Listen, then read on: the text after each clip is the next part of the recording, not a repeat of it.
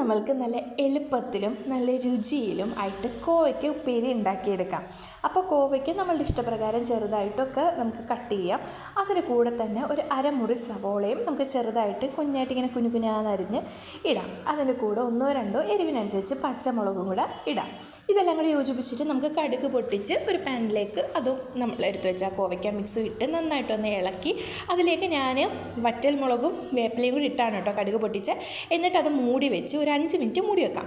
ആ നേരത്തിന് നമുക്ക് തേങ്ങ, മഞ്ഞൾപ്പൊടി, ജീരകം, ഒരു അല്ലി വെളുത്തുള്ളി, കുറച്ച് കുഞ്ഞുള്ളി 3-4 അല്ലെങ്കിൽ സവോള തന്നെ കീറിയത് അതും ഇട്ട് നന്നായിട്ടൊന്ന് ചതച്ചെടുക്കാം. വേപ്പിലയും കൂടി ഇട്ട് ചതച്ചെടുക്കാം. എന്നിട്ട് 5 മിനിറ്റ് മൂടി വെച്ച് തുറന്നിട്ട് ആ മിക്സും കൂടെ നമുക്ക് ഇട്ടെടുത്ത് നന്നായിട്ട് യോജിപ്പിച്ചതിന് ശേഷം വീണ്ടും നമുക്കിത് മൂടി വെച്ച് ഒരു 10 മിനിറ്റും കൂടെ മൂടി വെച്ച് വേവിക്കാം. ആ സമയം കൂടെ കഴിഞ്ഞാൽ ഒരു 15 മിനിറ്റ് കൊണ്ട് നമ്മളുടെ ഉപ്പേരി റെഡി ആയിട്ടുണ്ട്. എല്ലാവരും ഒന്ന് ട്രൈ ചെയ്യും.